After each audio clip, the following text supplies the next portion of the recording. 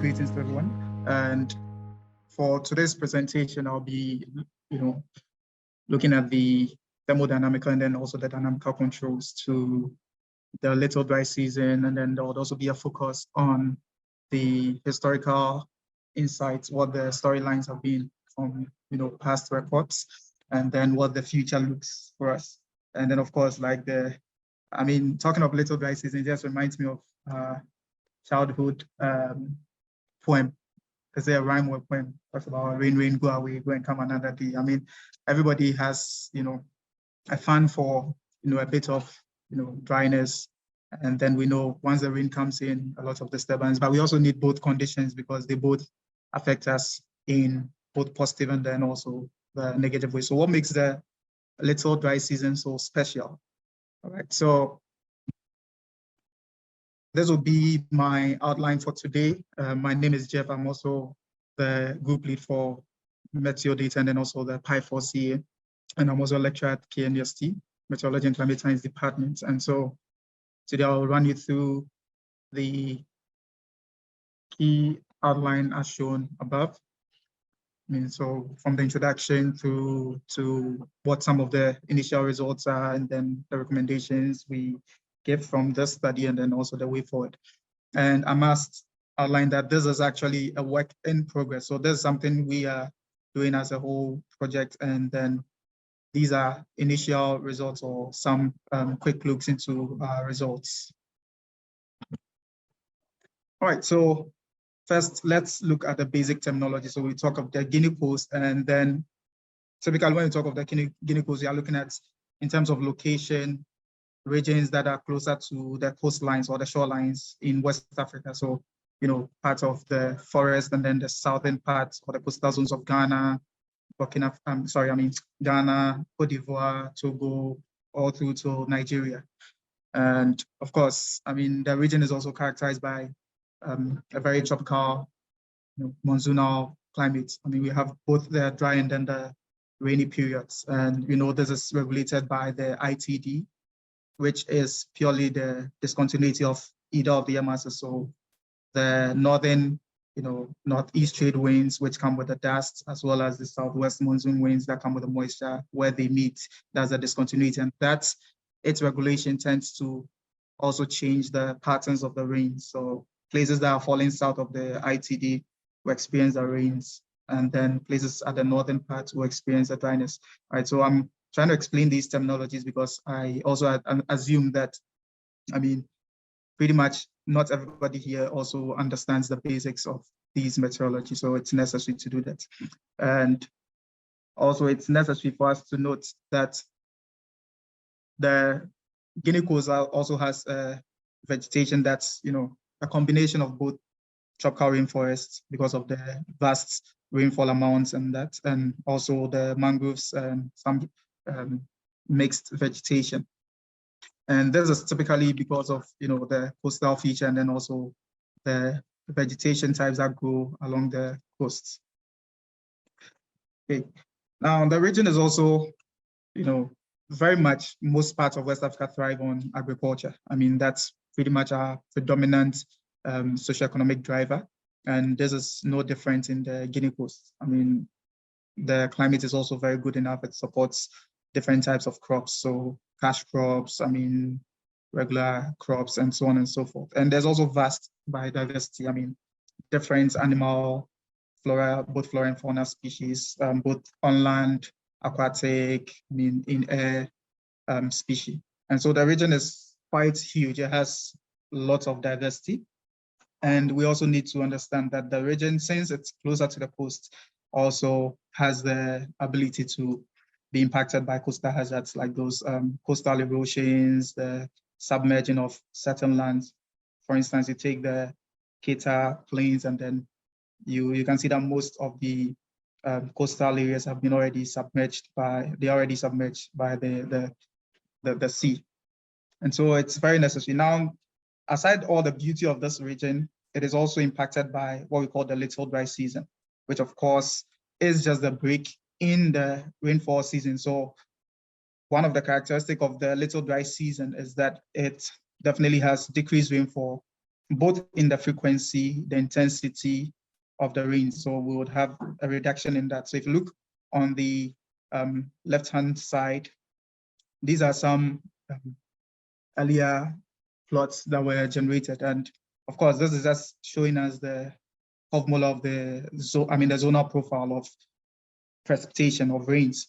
So we mostly would see that the ITD would sort of lead the rainfall. And so in this case, when you see the blue colors are the peak rainfall, and then going into the red is just the dry periods. And so we can see that the dry season, of course, we are looking at latitudes 5 to all the way 11, and this was actually done over Ghana. So our focal point here is Ghana, but also within the Guinea Coast. So we can see clearly that, based on the movement of the intertropical discontinuity, we also have the tropical rain band following it. So the rains are just south of the intertropical discontinuity. And then when the ITD has shifted farther north of most of the coastal ends or the Guinea Coast, we then have the region falling in what we call the Zone D. And that's where there's also reduced precipitation, because of course the tropical rain band has now shifted northward. So what happens in here is that there would be a reduction in the warm features, or think of it this way, as the warm features. The warm features in this case, which are the West African monsoon features, get to shift further northward. And so in the south, we'll have a decline in that. So it's critical for us to know that the reason why this is called a little dry season is because it has features similar to the dry season. However, it's not so much same. There are slight differences, and purely it's the break within the major and minor rainy season. And then of course, it also is because there's limited humidity, there's limited moisture in the atmosphere. And so clearly, like I said, this is also associated with the weakening of, the weakening of the West African monsoon in this case. Now, why is it so necessary? And these tend to be the motivation for undertaking this work. Now, if there's reduction in rainfall, of course, it can impact vegetation, it's going to impact agricultural activities. And so what most farmers get to do now, little dry season is something that is actually mostly studied along rainfall patterns, but then we don't tend to delve more into it. And that's one of the challenges. If you do a sample search of research on little dry season, you might be surprised to note that most of these studies are just from, you get to see most of them are just from Nigeria, and they address it as such. But in most parts of the region, you'd see a more, rainfall pattern study, deeper delve into the little dry season. So that forms the real background, because of course, that's also a time when farmers can sort of have a little, the products can sort of have a little break. And so what the farmers would then do is that they would then use those times for their clearing of the land, the re-preparations for the minor season, right? And so it's very critical. And also, aside vegetation agriculture, it also impacts on certain vector-borne diseases. So once there's reduction in precipitation, in fact, in studies by Asari et al., Yamba et al., you can see clearly that this vector-borne diseases, for instance, malaria, follows the propagation of these ITD or the rain bands. And so when there's a little dry season, because there's a lag between the rainfall season and then the prevalence of the disease, mostly within the little dry season, when now the rains have subsided and then there are more puddles and there are more stagnant water, then these vectors are able to thrive. So it's very necessary to delve into the little dry season, and then to be able to advance the level of knowledge and to be able to advance the capacity to build resilience. And of course, like I said, everybody loves outdoor activities. I don't know, but on a subtle way, we have I mean, almost every year there's what we call the Chalwote Festival in Accra. Those in Accra around Jamestown would know. And it's mostly in the August period when, you know, it seems, okay, we are really in the rainy season, but then there seems to be a sudden shift in the weather. And that's typically what the little dry season period does. It favors a whole lot of outdoor activities. And so most of these activities thrive within this period. And of course, I mean, everybody loves to have a bit of fun once in a while. So this gives the necessary condition for it. Now, what we want to look at is, I mean, will the storyline be the same? Are we going to have similar patterns, or are there going to be any changes? I mean, what do we have to do, and so on and so forth? You get it? All right.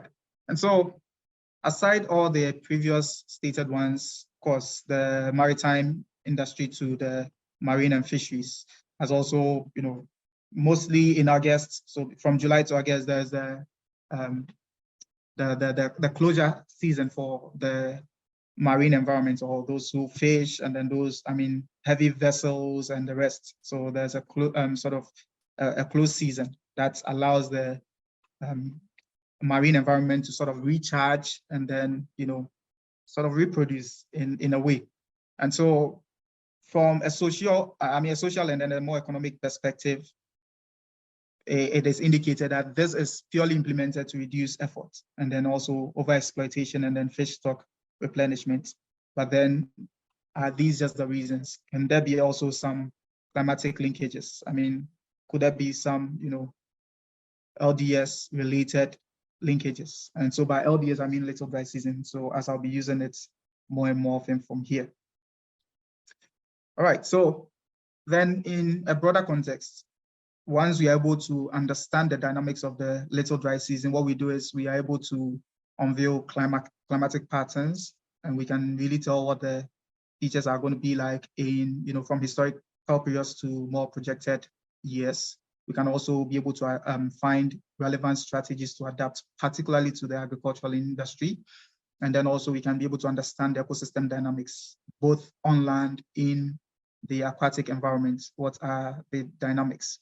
We will be able to also assess the impact on water resources, both water on land, that's, I mean, the potable water we drink, I mean, from rivers, from lakes and the rest, and then also what's in the ocean or the seas. We can actually assess the impact on those water resources. We can also have a combination with the water energy nexus. And of course, once we understand that, we will be able to tell what the water energy nexus is. Now, in this case, for instance, take hydropower generation, which is highly dependent on the availability of water. And so a critical understanding of this will help us be able to possibly plan better and have good remediation and adaptation strategies. Also, we'll be able to really tell the climate change vulnerability, which groups are more vulnerable, which classes are more likely to be hit, and then what are adaptive strategies we can implement. Also, we can be able to manage the risk better. Of course, if there's going to be any change, now this helps the disaster management organizations, the environmental protection agencies, and even as individuals, it helps us to be better prepared and to be able to deal with the risk properly. And then, of course, we build socio-economic resilience. Once we have better knowledge of the LDS, we're also able to better exploit it for more socio-economic gains. And then once there's a good understanding of LDS, there'll be a broader, you know, community engagement, broader capacity building, and finally, we'll be able to have a more regionalized knowledge sharing. There's, of course, the LDS is not just a feature of Ghana, it expands the entire Guinea Coast. So, I mean, understanding the dynamical processes, what regulates it, can steer, you know, more engagement and more collaborations and more discussions. Yes, so to what we did in the study first, like I said, Guinea Coast, as we can see from this study, we zoomed into just the portion indicated in the red rectangle. So that's our study region, and that's it within West Africa. I mean, West Africa is just a blue.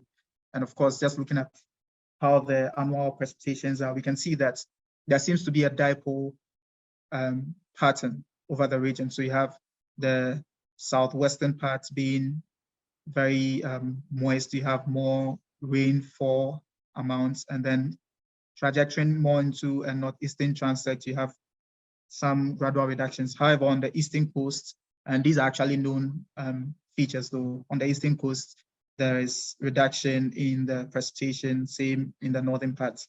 And we know typically these are ITD related. These are also purely because of the oceanic flow and how it sort of encounters the continent, whether they are moving parallel to the coastlines or hitting the coastlines at a perpendicular trajectory, then that would also inform.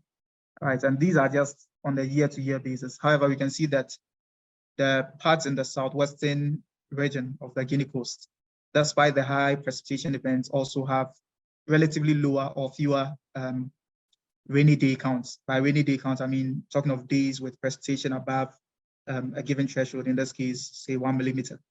They have fewer, but they have more rains as compared to the inner parts or the northern parts of the Guinea Coast, where there are more rainy days, but rather fewer rainfall amounts. And of course, this gives us some inferences. And so for this study, we made use of CHIRPS data for our rainfall products, and then the error data for all other variables we were looking at. I mean, error was at 0.5 by 0.5 degree resolution on an hourly basis, which we, of course, regraded onto a daily basis, and CHIRPS also at 0.25 degree on a daily basis. And our study period, the study time or the study domain was from 1990 to 2020 for the historical products, just to look at what the storyline has been in the past.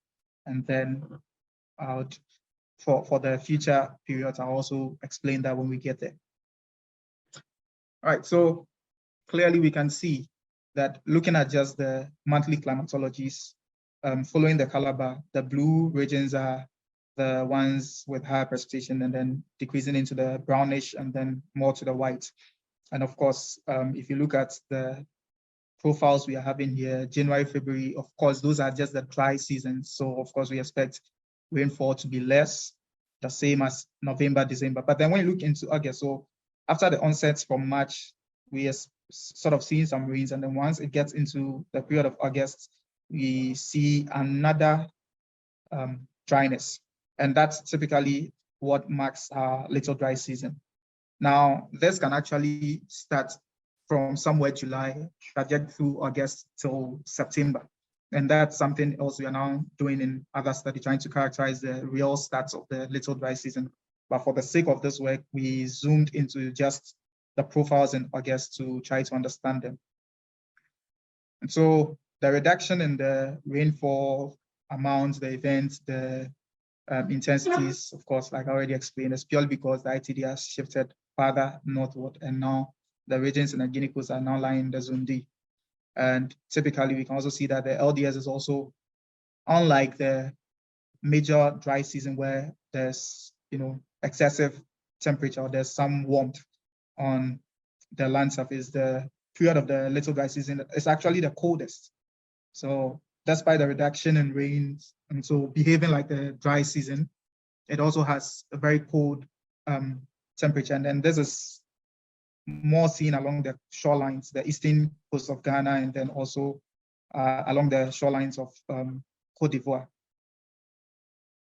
And then also we can see that the transect of the Volta River also tends to record typically higher temperatures all throughout. And that's purely, we account this to be as a result of, the ocean, and then also the lower troposphere interactions, and of course, exchanging latent heat release, and then also it's coupling back into some warming of the surface.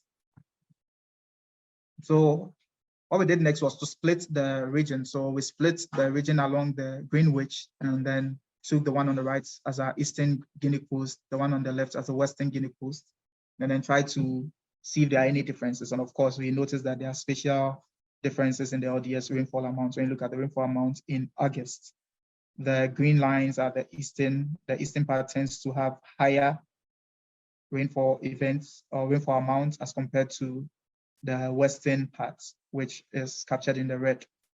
And so there's some difference in the rainfall amount. However, there's some homogeneity or some sort of stratification in the temperature. The temperature profile shows the same, almost the same thing over the entire space, both east and then the West Guinea Coast. And this is, in this context, think of it as just the mean profile, not looking at the spatial variations or the individual differences. So all outliers sort of cancel out.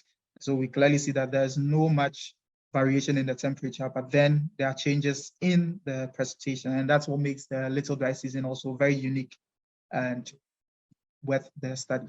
And so to look at the thermodynamic controls, we looked at the various, we picked some parameters, for instance, the dew depression, which of course is the difference between your temperature and then the dew point. And the lesser the value, it means the more moist the region is.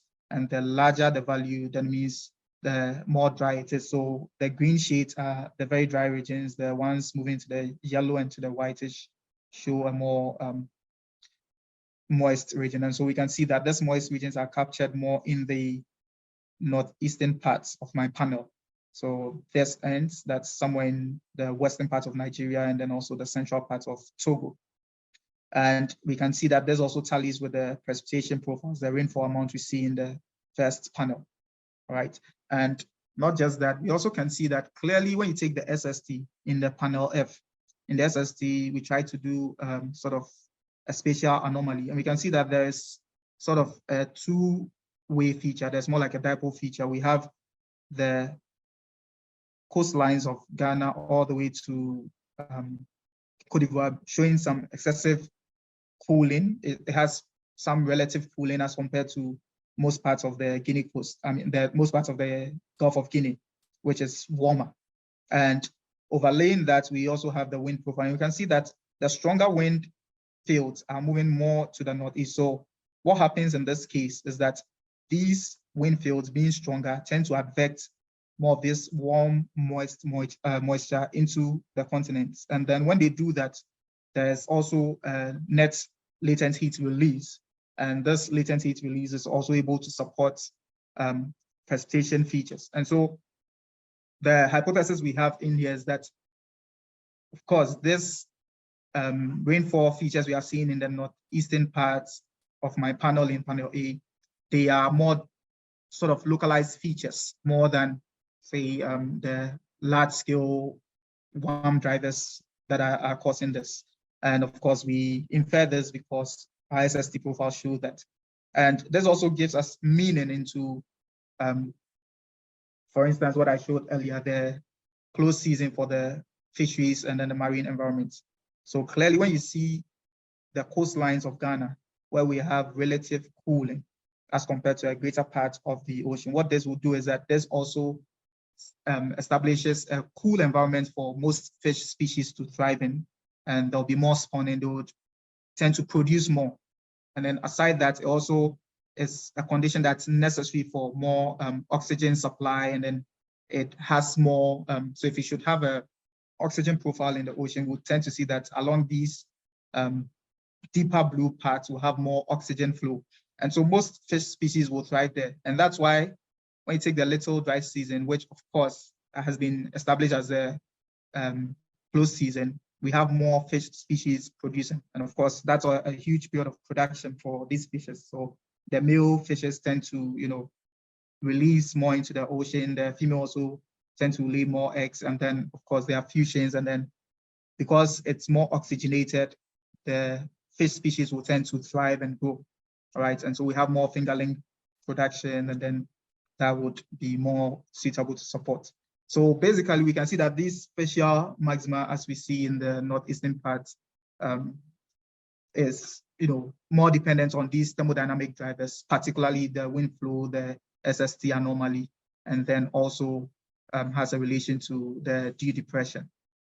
With regards to the boundary layer, we tend to see a shallower boundary layer over the regions where we have the excessive rainfall amounts. And that's purely telling us that in that region, of course, we can infer the latent heat from it. If there's more latent heat released than sensible heat, we'll definitely have a shallower boundary layer. And then if there's more sensible heat, we'll have a very thicker boundary layer. And so that's the inference. And so we can tell from this panel that the stronger winds on the eastern ends of the Gulf of Guinea coupled with the warmer SSTs, tend to affect warm moisture or warm moist air onto the eastern territories, which tends to boost the rainfall amounts and then also increase the rainy day count. And so there's a strong atmospheric oceanic coupling that brings about this heavy precipitation. And I've already explained what the boundary layer attributes are. So we try to look at the cross-sectional profile, and typically, just as we explained earlier, we can see same features in here. This time doing same for the rainfall amounts, the rainy day count, the sort of extremes, in this case, the rainfall exceeding 10 millimeters, rainfall exceeding 20 millimeters. And clearly we can see that there's a strong oceanic atmosphere coupling just by looking at our SST anomaly, which tends to show that wherever the rains are excessive, for instance, in the eastern part, there's a strong, SST anomaly. So there's more warm oceanic surfaces. And then also the winds are stronger then. So that's the basic reason for the higher rainfall characteristics we are seeing. And then we also try to look at the radiative and then the energy properties.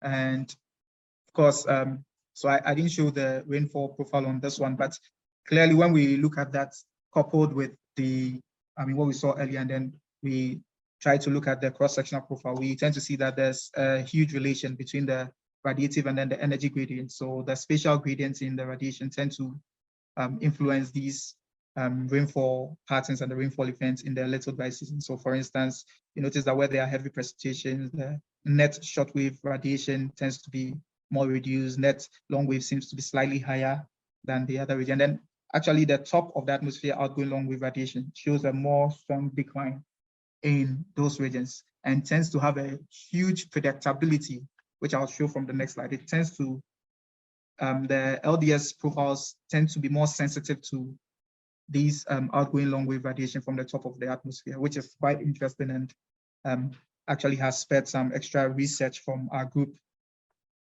So what we did next was to try to look at the significant relationships between them. And of course, this is able to tell which variables are able to influence the LDS profiles the more, or tend to sort of are also in a way good predictors for the LDS behavior. And of course, so these correlations are given in absolute terms.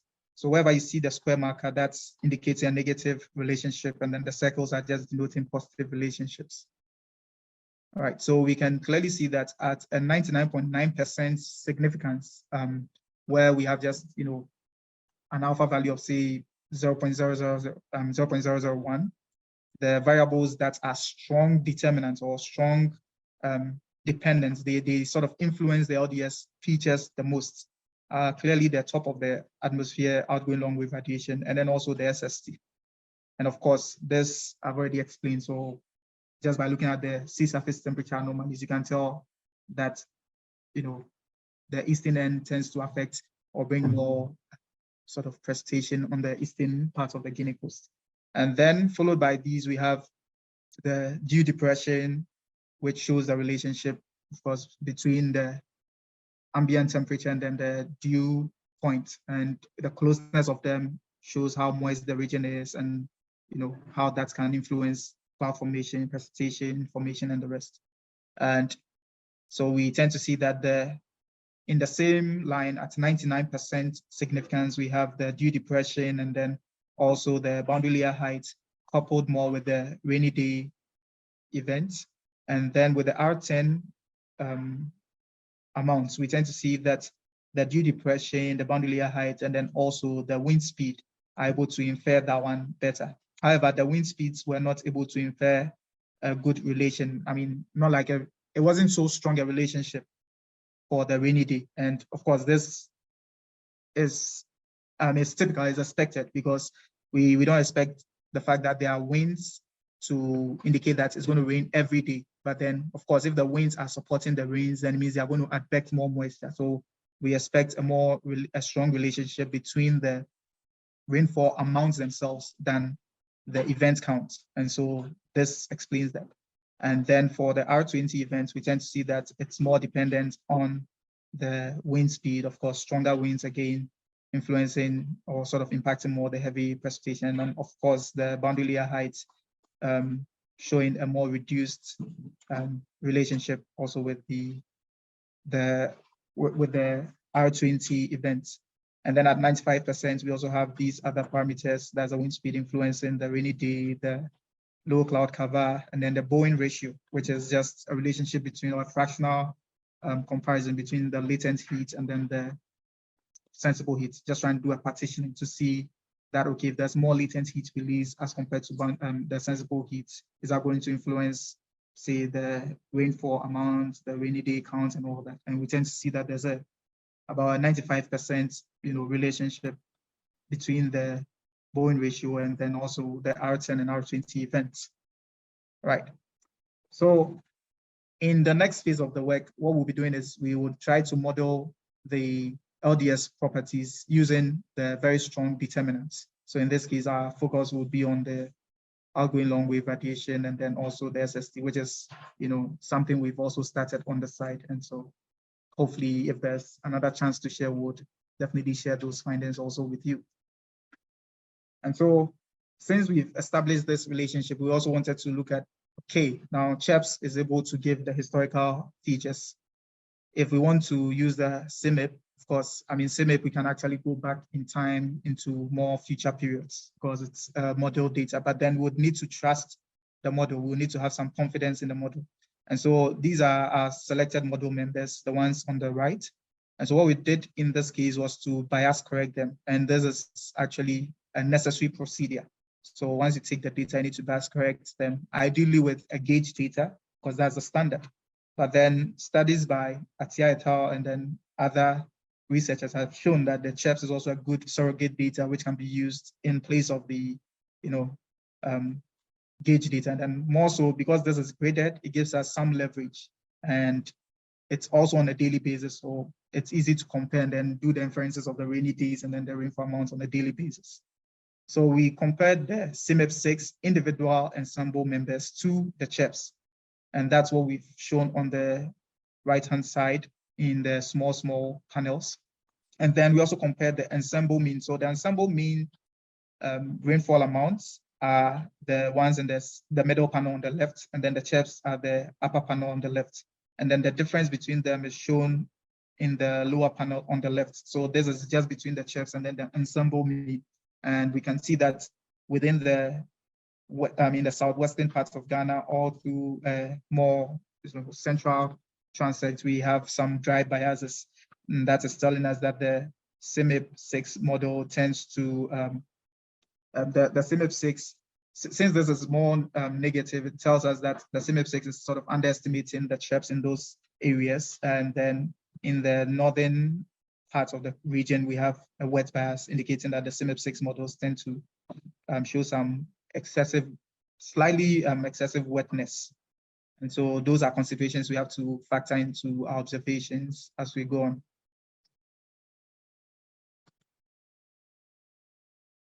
Okay, so, sorry. It was necessary to also do same for each ensemble member, and then we tend to see that for most of the ensemble members of the CMIP model, they tend to produce wet biases, and then with a central diagonal part showing some dry biases. However, for the CNRM CM6 1HR model, that's a high resolution model here, it shows a more dry bias over the entire region. But I mean, all hope is not lost. It's actually a good thing because that way, when we pick different models, we join them together, we expect the ensemble mean to rather be a better sort of thin liner between all of them and give us a more realistic or close to realistic observation.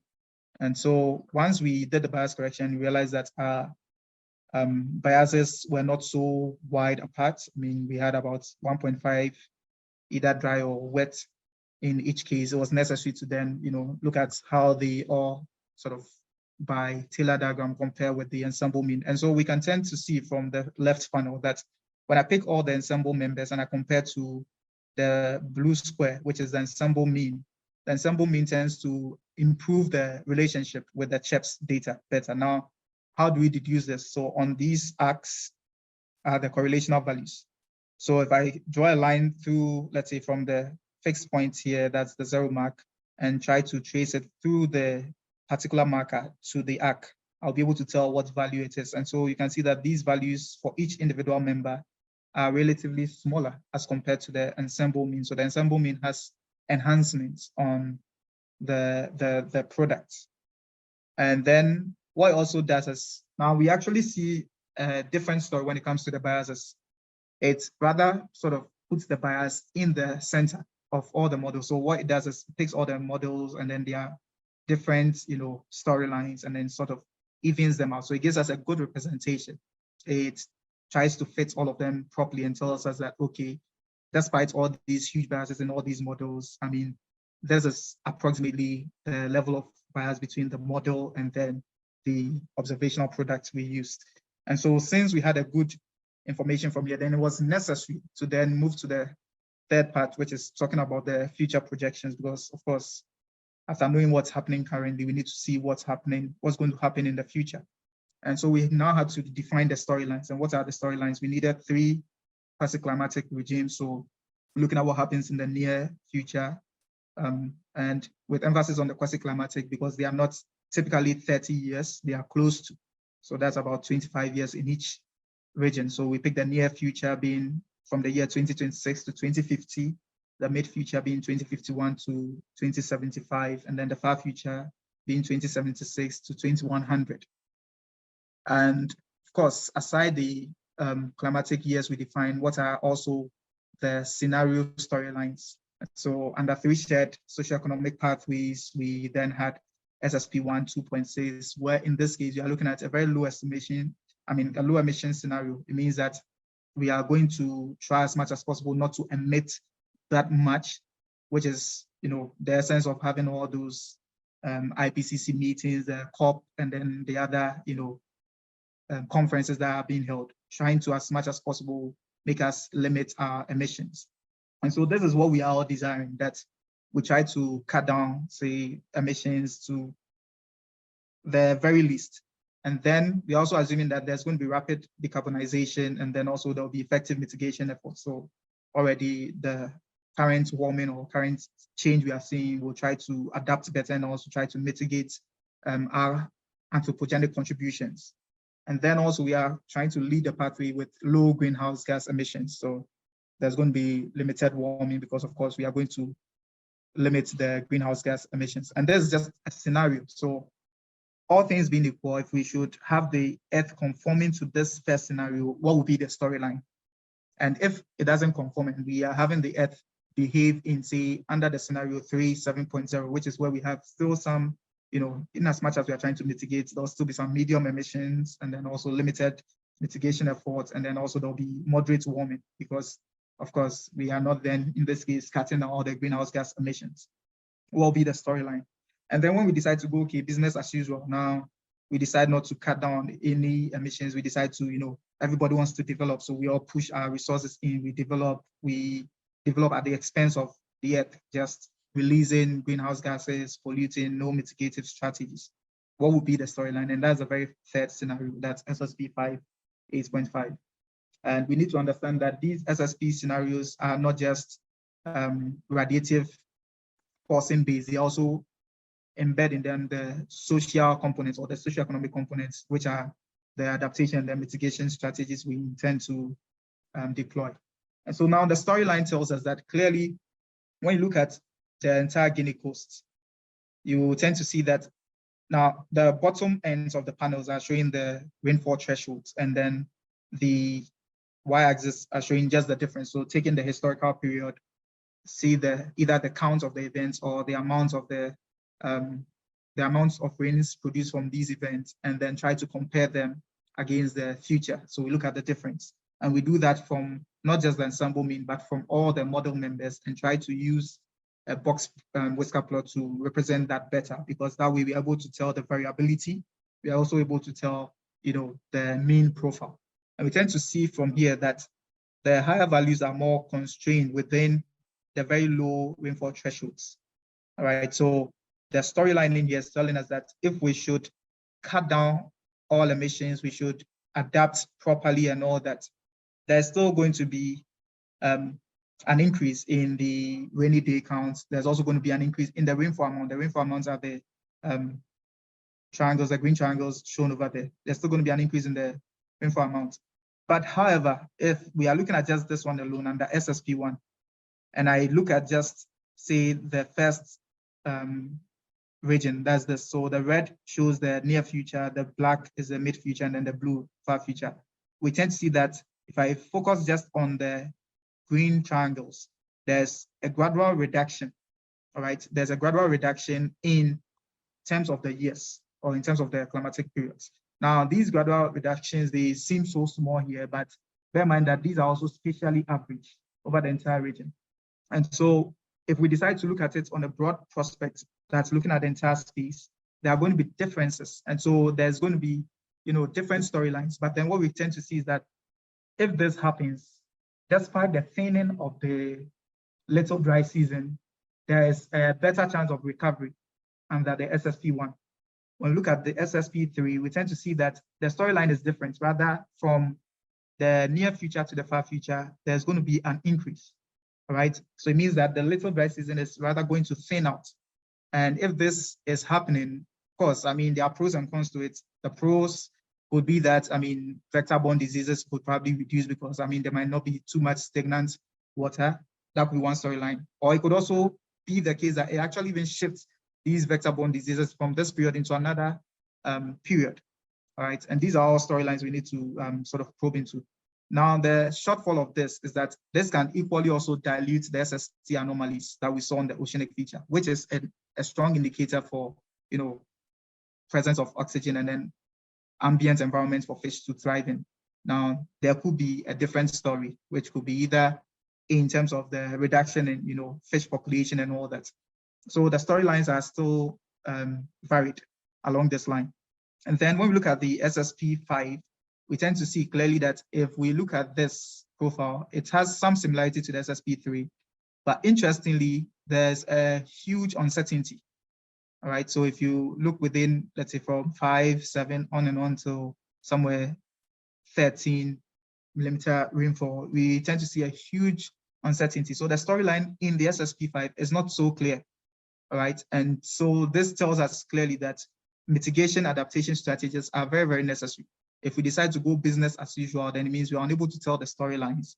And it might be too late for us to even adapt when the situation gets so huge, all right? And that's not just the case over the entire Guinea Coast. We split it also into the eastern and then the western just to see the differences. And we tend to see that the eastern end also shows a storyline similar to the western end. So there's not just limited to just one part of, say, the entire Guinea Coast, but it's something that cuts across the entire Guinea Coast, both the eastern part, the western part. And then, of course, under business as usual, which is SSP5, there's huge uncertainty, all right? So we infer from this that there's likely going to be a potential thinning of the future LDS, that the little dry season is probably going to thin out and would have more rainfall events, irrespective of the shared socio-economic pathway that we adopt.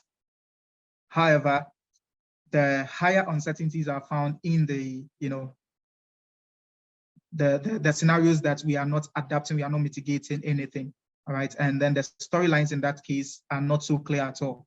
And it's so much a cost that we wouldn't want to incur, all right? So in terms of these studies that we've done in a way to conclude everything with regards to the little dry season, the thermodynamical or the dynamical controls are significant major controls here where the SST anomaly, and then also the top of the atmosphere outgoing long wave radiation. However, the dew depression, boundary layer height, wind speed, low cloud cover, and then the Boeing ratio also showed varied confidence levels of varied levels of significance in terms of their relations with the little dry season behaviors.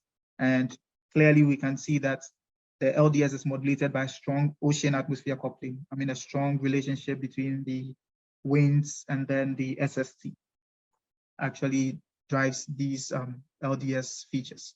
And also with the historical insights, it's a well-known fact that, we always talk about August, but clearly it's not just August, it spans before August all the way till August and even after that. And so that's a storyline of the progress of the work that we'll be doing. but clearly we can conclude that the August marks the peak of this little dry season. And then this is associated with a decline in the rainfall amounts, the rainfall intensity, and then everything that describes the rainfall events, also the rainy day counts. And we link this to the ITD migration, aside also the weakening of the West African monsoon. And then with regards to the future outlook, there's going to be an increase in rainy day counts. There's going to be an increase in the low intensity rainfall. And then rather there'll be a reduction in high intensity rainfall events. And this also tells us that once the rainy days are going to increase, then it means there's likely going to be a shortening or a thinning out of the little dry season. And also we can see that possible spatial stratification, there's a possible spatial stratification in future rainfall events. And this is due to the reductions on the Western Guinea Coast and then the alternate increments in the Eastern Guinea Coast. So when we look at the little dry season patterns from the previous panel, we can tell that there will be some sort of spatial uniformity. And so, like I said earlier, there's actually a work in progress. And so from what we've done already, we've also defined certain pathways that would be now pushing the work into. And so there's going to be a further study on the LDS characterization and then also look at the other teleconnections. So aside just the variable, the dynamical and then the thermodynamic, the dynamical and then the thermodynamical variables, when we look at also other derived properties or other patterns, other behaviors, how do they affect the little dry season? And then also looking at other teleconnections. So for instance, if we are in the little dry season, there's a presence of, say, a gravity wave, there's a presence of a particular huge feature, how is it going to impact on the little dry season? If there's, say, an MJO, how is it going to impact on the little dry season? If you're in an ENSO year, that's the El Nino Southern Oscillation, how is it going to impact on the LDS? All right, so these are things we'll be doing next with regards to research. And also we are going to adapt an AI-based sort of sensitivity study or sort of prediction study of the LDS dynamics. And of course, that was what the results from the first line, which is the relations, actually tells us. And so this is the next phase of the work. And then we'll also try and do a more socio-economic dependence assessment that's looking at, the vulnerable groups and then their resilience strategies. We can actually adapt how we can also frame, in a way, policy action. And so there are also some policy recommendations, which definitely cuts down into formulating, more stringent policies that would help safeguard. Now, there's a role for all of us to play. So there's a pro tip. A pro tip in here is that the SST anomaly profiles in the little dry season, they also highlight potential marine oxygen abundance in the relatively cooler waters that's along the country's coastline. And these are actually good prospects for marine biome and then aquatic recharge. And it's also good for spawning, it's also good for more fish production. But then the fact remains that Africa has the highest population growth rate in the world, right? In fact, we have the highest population growth rate, but we are also the ones that struggle with waste management a lot. And this is not just from policy end, but also from individual individual lifestyle. And clearly, from a recent study, we're seeing that only 10% of the rubbish that are produced actually reaches the landfills. So it means majority of them are just transported in waterways and they find themselves back into the sea. And so in 2010 alone, about 4.8 million tons of plastic waste were actually retrieved or sort of identified in the sea. And we can infer from this that by the year 2025, it's going to increase, exponentially. It's going to more than double the amount, right? And this actually is a highlight on the impacts of inadequate waste management on marine ecosystems. And so the action we need to take in here is that since the LDS period is not just atmospheric related and it has a relation with marine systems and marine life, and that could even help us because now the close season has been established, which is good and allows the ocean to recharge. It would be ineffective if we only close the season to fishing and then we are not taking action. And so there should be action from human ends that includes stringent policies, but also not just stringent, but there should also be inclusive policies that allows shared ideas and then more like a shared obligation from each and every one. And these are policies and interventions that will be needed to ward off, marine polluters. And also we should ensure proper and adequate waste collection and management system, not just proper, but it should also be adequate. Right, thank you very much. And so I end by saying that saving our planet is a joint effort, and we can't do this unless we understand our role and then we play our part. Thank you. All right, thank you very much, Jeff.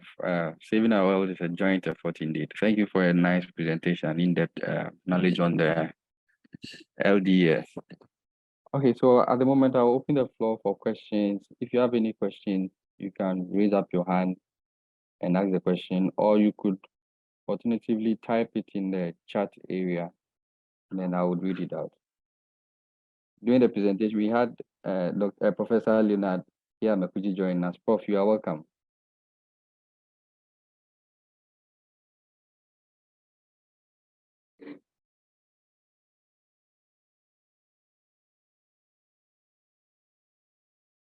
Prof, you are muted. We can't hear you. I said mine is not a question, but it's a contribution. I think that I see the last bit as a very, very crucial and practical thing that we have to do, in particular in relation to waste management. As the ocean waters themselves, actually, as we know, if the ocean is away, then there's going to be life. There would be no. I always say that there will be no existence of life, because all our rains are the ocean serves as the source of. Aside the oceans, all enjoy it, and then everything that we do, we have than meat, I think, for Ghana. Although we also eat. So I think that it is this has called for policy as a very all-inclusive policy that will, because if the policy actions are not inclusive, where people are meant to really save this. So now from Jeffrey, your policy direction is good, but I don't have a say. How do we manage the waste? If it's management, could you propose a waste management strategy that can be taken, please? Yeah. So thank you very much, Prof. So the solutions to some of these things are not so far from us. The challenge in here is the discipline to carry through. Okay, so if you move, even in Africa, you go to Tanzania, you go to Rwanda, and there's a ban on, plastic waste. And so, for instance, you're entering the country, you can't enter with plastic waste. Rather, that has also caused the people to be creative and look for indigenous and alternative techniques. All right. The question mostly for us is, okay, if we are doing away with plastics, what are the alternatives? We can actually start from somewhere. Other countries have also adopted means of rather taxing plastic waste. So if you can't cut it fully, you can rather tax them. That makes people more disciplined in the disposal of plastic waste. Now, the question in here is, what do we actually lose by adapting the good policies or adapting the proper policies? We rather gain more, because that is going to increase our aquatic life. That's also going to impact on our general, water quality and all that. But if we fail to implement those policies, then it means rather we would have a huge sort of disappointment later. All right, so there should be a good management policy, and aside that, the waste collection system should be available, and it should be almost at every vantage point. That's one.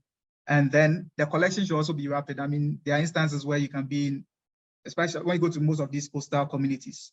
Some of them tend to dump the refuse close to their water bodies and all that. That's because maybe the person gets to the waste area and then it's already piled up heap. Even if the person places in there and then it rains, it's still going to wash it away. So there's the need for, a very robust system, it should be inclusive, but it should actually be stringent, where it enforces people to do the right thing. And as much as possible, we cut down plastic waste because these actually take a longer time to degrade. I believe I answered your question. Or better, I believe I contributed to your question. Yeah, I think you did, but I'm looking at another issue. You talked about putting tasks. I like the ultimate one by just putting a ban on the plastic, because we could have an alternative. Because from history, already in the 80s and early 90s, whenever you sachet water started in Ghana somewhere around in the mid 90s thereabout.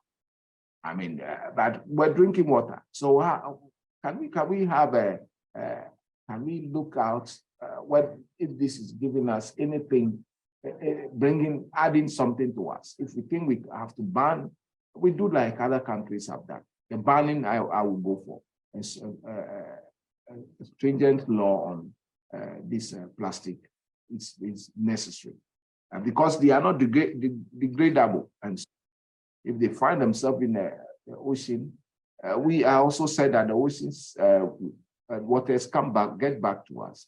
So there's that challenge that even at a point, if the ocean is highly polluted, some of the pollutants will find themselves in the atmosphere mixed with clouds, and then of course that will rain back or even on land. So these are all things. There are more things that we can look at, and I think the ban will be the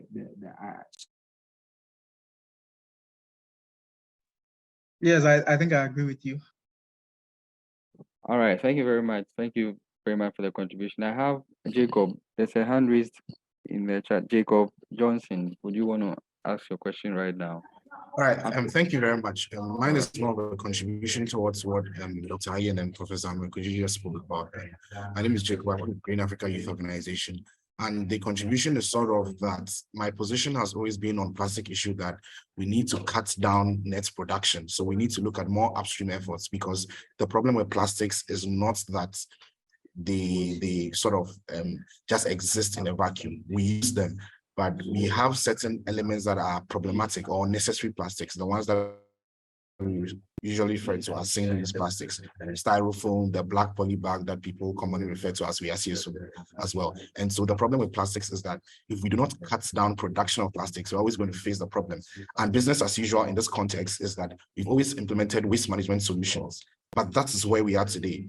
The waste management solutions do not work because clearly the production is more than our ability to manage the waste. And so once we cut down production at source, then we can then reduce the amount of plastics that come and then the amount that turns out into waste. But also importantly, I think one major solution that we should be looking at, and that Gaio is looking at, is the rethinking of systems and redesigning of products. And so we've always advocated for a more circular economy approach, where it's not just about recycling single-use plastics, but having reusable products. And so as opposed to having sachet water or the PET bottle water, we can have water stations where people can walk in with their glasses or their carry-along bottles, etc., and then have water from these fountains. These are solutions that are advanced in some developing countries like India, and so it shouldn't be out of context to want to pioneer some of these things in Ghana. And so these are some of the solutions that we should be looking at, and I expect people from academia to also influence policy in that regard. Thank you very much.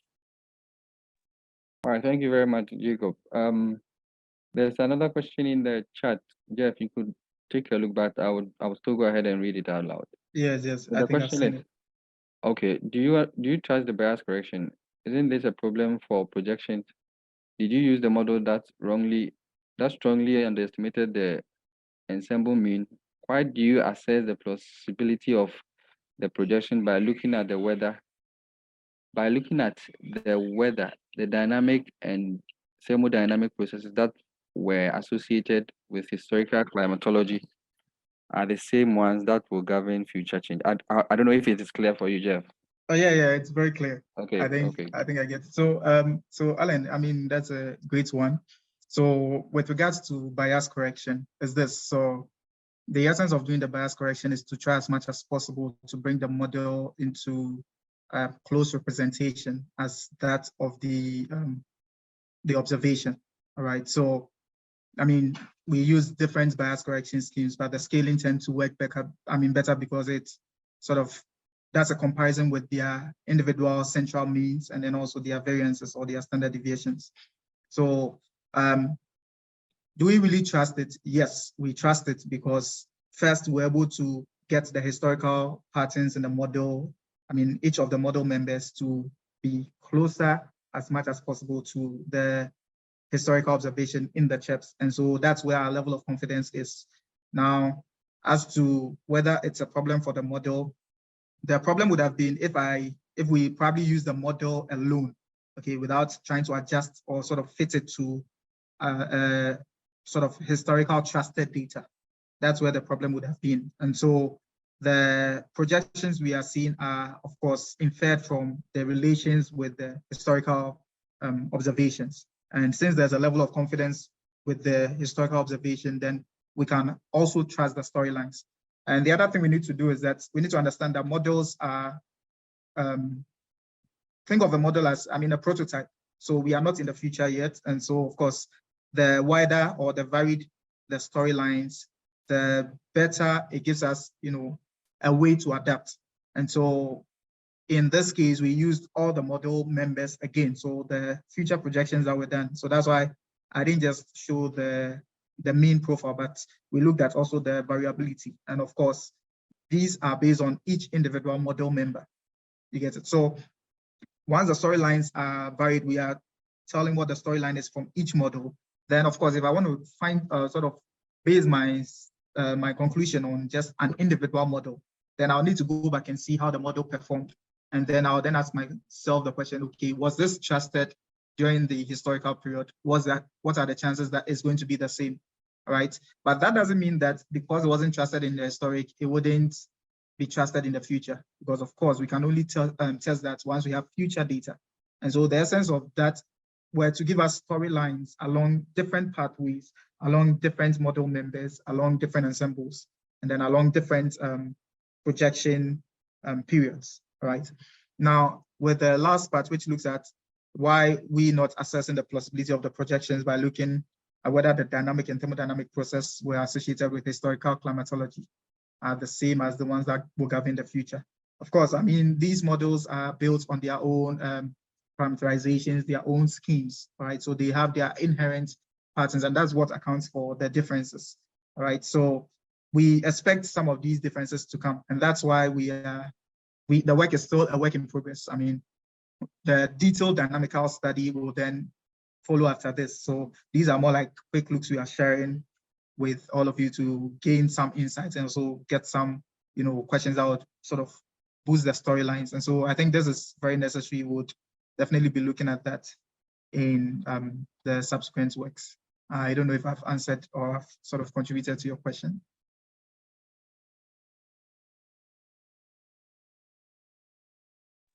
All right, thank you very much, Jeff. I don't know if there are any further questions or any comments. And while we wait for maybe further questions, I think I have one question or a concern with regarding the banning of plastic products. I don't know, maybe Prof and then those in higher authority, is there a way scientists can push this agenda? Because it looks like we produce the evidence, but it ends there, and then we are not able to proceed to maybe the actually banning this plastic waste. I don't know if the question is clear. I don't know if Jeff, you'd want to take that. It's very clear. What happens is, you know, the banning things. Yeah, you're right. We also not only the academia, but also we have some NGOs that are also, so they are, and then news, I mean, those in the media, they need to sing the song. They will need to really also, as we present these findings and etc., they are supposed to also highlight on these things, and so that the policymakers will take it, because these things, without going in Ghana, without the things getting into this can only be tailored at the parliament. It's only is that we can laws are united. So I think that we get to that, we may not be able to find solutions. So we are also appealing to our media men and all the others who joined some of these. They should carry the evidence that are shown and then they can have, they can really have meet the scientists one-on-one to have more detail on the information so that they can really present it. By that, we can have it being banned, but not until it gets to that level. It will not be, it's not possible. I mean, parliamentarians need enough evidence in order to really put this out. Thank you. All right, thank you very much. I see Hayford and Jacob again. So I'm going to give it to Hayford because Jacob, you're speaking and you've already spoken, and then afterwards we'll give you the opportunity to also talk again. So Hayford. All right. You've had a nice presentation. I wanted to find out. You didn't make mention of the main driving force behind the thermodynamics. And I believe that ocean current have a significant impact on the LDS, as the upwelling of a cold ocean current of the coast of the Gulf of Guinea. So we may consider the relationship between the movement of the ITB and the closeness of the ocean current to the southeastern coast of Ghana. And since you said that it's a work in progress, I hope you incorporate this into the final work. Thank you very much. Yeah, thank you very much, Hayford. I mean, yeah, those are actually true. So, I mean, when I was talking about that, I was making mention of the surface advection, but of course, it's not just the surface advection. I mean, the ocean current plays a role, but then of course, it needs a detailed study. So it's a well-taken contribution. All right. Thank you very much. Okay, Jacob. Thank you very much. I just wanted to also speak again on the issue of the banning of plastics. And so, like you mentioned, academia is doing a lot. Currently, we have the National Plastic Action Partnership that works within the intersection of ministries, departments and agencies, civil society, businesses, and other stakeholders, sort of trying to craft an idea around how to ban single-use plastics in Ghana.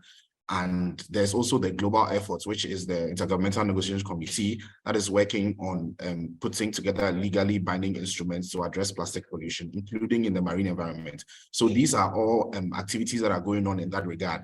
However, like Prof mentioned earlier, there are other stakeholders that have to do a lot of the work. So civil society organizations like where I work, for example, are doing a lot of the work. Media organizations also putting in a lot of the work, but we cannot all work in isolation. We have to come together and try to make sure that we put in the amount of pressure that is needed, because this was an easy responsibility, because there are a lot of vested interest as well, because we have the Association of Plastic Importers. We even have the Association of Local Plastic Producers, and all these people are essentially going to lose their livelihood when such a policy is put together. And so there are a lot of vested interest that will try to stall the work, but I can say that there's a lot of good work going on, and myself and in my organization, we're doing a lot of the work in this regard. And so I'm just going to drop in my details in the chat box, and then so that anybody who is interested in working together on the plastics treaty or like policy around plastic banning can then get in touch, and then we can then pick up conversation from there. So thank you very much. Yeah, and then Jake, just to add a little bit to what Jacob said, I mean, the best solution is that, I mean, it comes down to environmental stewardship. Definitely, everybody has to play a role. Okay, so everybody has a role to play. So if the laws are made, I mean, rules are made and all that, and it's even being enforced, and individually you decide to, be the outlier, I mean, it still comes back to the same point. You get it? So it's a coordinated effort. So it needs more inclusivity. Everybody needs to own, like we need to take care of the earth, like it's our property, it's our own possession. Just as you guard your house with everything, if somebody wants to break in, you also need to guard this, because I mean, this is our time, we are experiencing the world, and then we're also the ones to determine what the future lines would be. So there's a huge, burden on us to really play our role. So, I mean, individually, we can start in our own small corners and then get to work whilst the different, policy framers are also doing their bits. Yeah. And then I think there's a question in the chat, if maybe I could just address that. So, Yes. so somebody asks, why not grade the observation to the model data resolutions for the bias correction? All right, so if I should go back to that. All right, so what we have in here, we did the bias correction on each grade. So it wasn't just, let's say, having a uniform value. No, so for each grade, you do a comparison of a bias correction of each grade to every grade of the observation. All right, so now, if we go by the approach of the question, then it means we'll be having a more biased system. So rather, if I should grade the observation to the model, it means the models have different resolutions. So it means at every instance, I'm going to be changing the model grades or the model resolutions. And when I do that, it means the comparison story is not the same. It wouldn't be the same. So rather, what we do is to stick to the observations grade and then rather regrade the models to suit the observation so that you have a fixed, comparative sort of standard, and then you are rather comparing all other products to that one. I hope this helps. All right, thank you very much. I think contributing to that, you see, the models have different grid sizes. They are not equal. I don't know if that's correct. The models. Yes, exactly. Exactly. They all have different they are grids. different. So regrading each model to that of so I think the right way, the right and easy way to go is to regrade all models to that of the observation, and then that is if you want to go by it that way.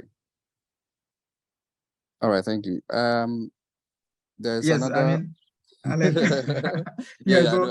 get it. I think we can just. This highly, it's going to be a bit debatable. Yeah. Right.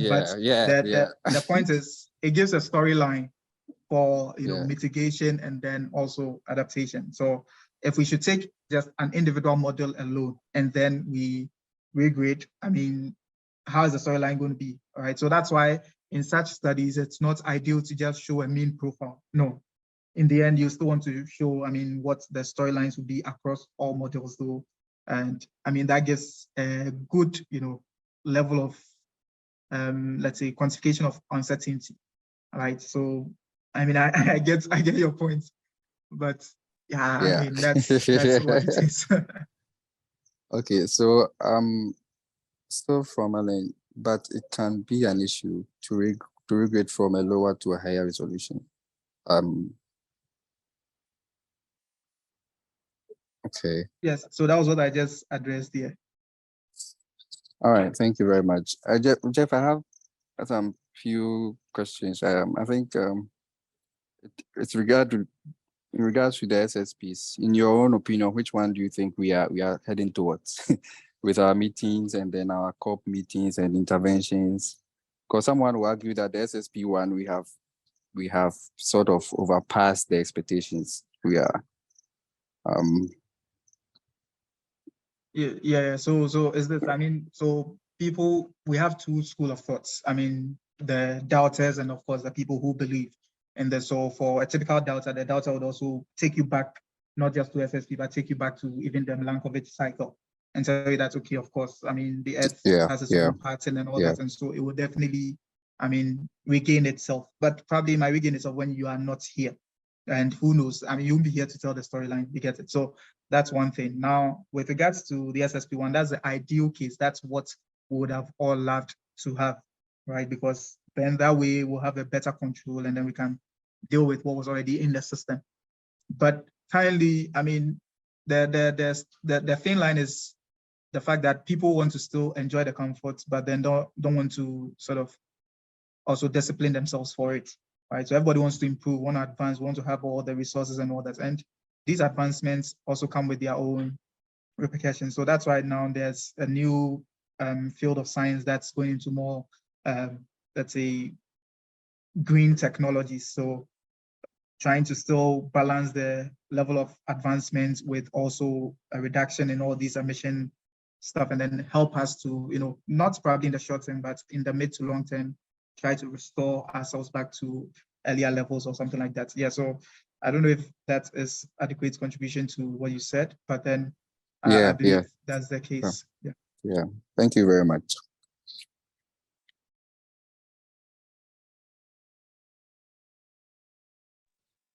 Okay. I think Raphael has the hand up. So okay, so Raphael.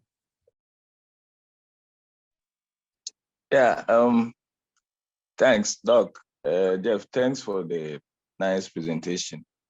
I was glad when I heard you mention you are still on the work, and then you would like to maybe in the future see the effect of certain like the Madden-Julian oscillation and its effect on the little dry season, as well as El Nino and such seasons when you have El Nino and you see its effect on the little dry season. I wanted to ask if you will also want to consider the effect, the influences of these high pressure centers, the Azores and the St. Helena, which seem to be the main drivers of the movement of the ITD, which its intensification and relaxation. So if you can also in the future consider that, I think it will help, because in August, typically when we have intensification of the St. Helena, that's when you have high pressure isobars covering almost the entire southern half of the country, where you therefore not have much of convective activities, but rather some stratiform clouds, which are not conducive for convective or for convective activities of rain. So if in the future you can also look into the influences of these pressure systems. I think that is what I just wanted to contribute. yes, okay, that's a good contribution. I mean, so just for clarification, so Raphael is actually a pseudo member on this work. I mean, we've already spoken about all that and all that, but so, I mean, one of the things we can talk about, I mean, what you gave us, the contribution is good. There are things we would consider. One of the hypotheses we also want to test is, aside the fact that we are in the zone D, of course, so then that's where there is a relaxation, but then the future storylines are telling something else. That the future storylines are saying that we are going to have more rainy days, although the rainfall events wouldn't be so extreme, they won't be high intensity, but they are going to be frequent, low intensity rainfall. Then the hypothesis in there is that going to be as a result of, let's say, a weakening of the St. Helena? That's one. Or it's going to be as a result of, say, local, I mean, are they going to be locally modulated? Because of course, if there's an SST anomaly, locally is going to induce certain, it's probably going to decouple the high pressure from the St. Helena. So those are the hypotheses that the work would also be testing going forward. So yeah, it's a good point. Well observed. Okay, thank you. All right, thank you very much for your question and contributions. So if there are no questions, Dr. I want to thank you so much for your time and then for this nice presentation and giving us an insight into the little dry season. We want to thank you very much. I don't know if you have any last words before we hand over to Ghana Meteorological Agency to wrap things up. Yeah, I mean, my last words remain the same. Save our planet. I mean, saving the planet is a joint effort. So we need to understand our rules. We need to play our part. And I would equally want to appreciate the entire team that put this work together. So, I mean, the work has been a coordination between myself, Kwesi, Kwegwin, Gloria Japon, Happy, that's Loretta Popu, and then Francis, Osei Tutu, Efifa, and then also meteorological head, that's Raphael Boache, the one who asked the question finally. I don't know why he was asking, but yeah, it was a good thing. So yeah, I would want to say a big thank you to the whole team for the work done. And then also would like to acknowledge the partnership of GMET, SWIFT, and then KNUST in organizing the webinar series. And then also to everyone that joined, it was great to have you. Your questions, your comments are well noted, and then we hope to also communicate what the storylines are again when we have new findings with you. Thank you very much. Thank you very much, Jeff. Okay, so there's a late question coming in, but I think Ghana Meteorological Agency would answer that on our behalf. So the question is, we are already in El Nino season, El Nino year. So how is the mini dry season going to be this year? All right.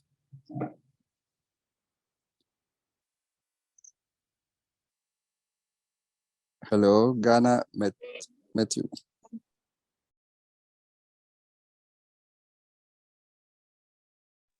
Okay, all right, thank you very much. I think they would, in subsequent times or in appropriate time, they will release a seasonal forecast if they haven't already done that yet, but I'm sure they do that periodically as the year progresses. So I'm sure we will all be updated on that one. Thank you very much, everyone, for joining. I think this is where we put on our videos so that we can grab a picture of us online. Then we will end the meeting. So quickly put on your videos and then smile for